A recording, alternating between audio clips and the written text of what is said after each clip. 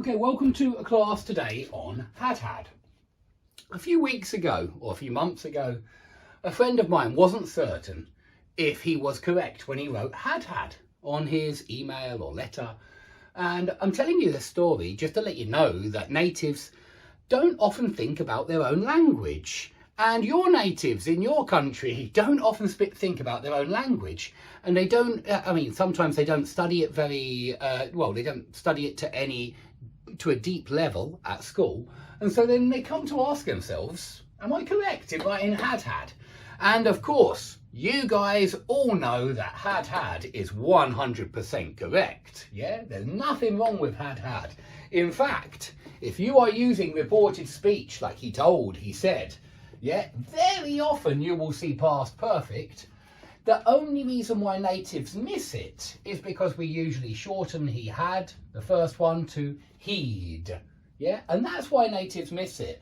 And when they come to a point where they need to write had, perhaps because they separate the he and the first had, yeah, he still had, yeah, you wouldn't be able to do he'd then. They then question whether that's correct because it looks so strange to them. So I thought I'd mention that just to let you know that natives aren't perfect. In fact, none of us are we? Yeah, but natives aren't perfect. I think some people put natives on a pedestal and say, you know, whatever a native says must be correct, even when it's wrong, even when it's a mistake. And they don't realise that actually, as natives, we have been making mistakes for hundreds of years, and some of those mistakes become correct over time. Anyway, had is 100% correct. Now, this is a little puzzle that will help you with punctuation more than anything else.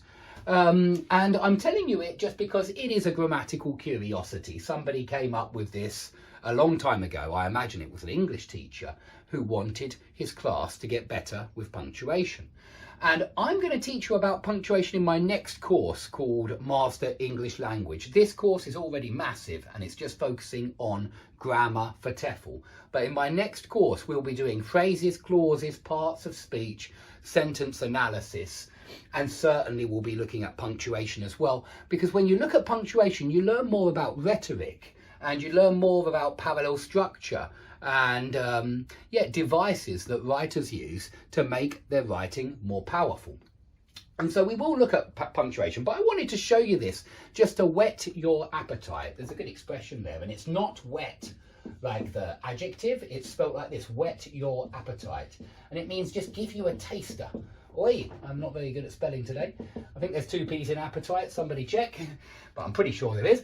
To whet your appetite means to give you a taster. Yeah, and I wanted to give you a taster of punctuation.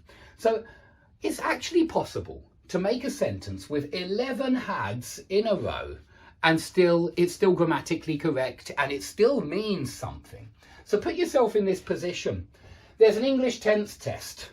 James and John write their answers. And the question is about past simple or past perfect. So the answer is either had or had. And they have to choose the correct answer. Yeah, and it just so happens that had is the correct answer. Let's say that this was the blank spot, yeah? Let's say that that was the blank spot in the exam and James and John had to choose. Is it had or is it had? Well, I could then say this. James, while John had a better effect on the teacher. And I'm going to show you with punctuation that makes total sense. It certainly makes total sense to me. Okay, so firstly I need some commas. James, while John had. Yeah, while John had. I need that in commas because this is an interrupting subordinate clause starting with the subordinating conjunction while. Yeah, so James, and that's while for contrast, by the way, or concession. It's not while at the same time. Is it contrast or concession? I suppose it is direct contrast here. While James had, John had. It is direct contrast between had and had.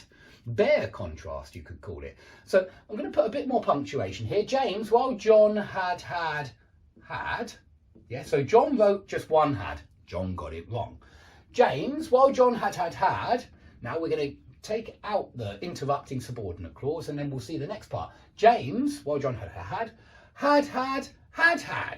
Yeah, and I'm going to put this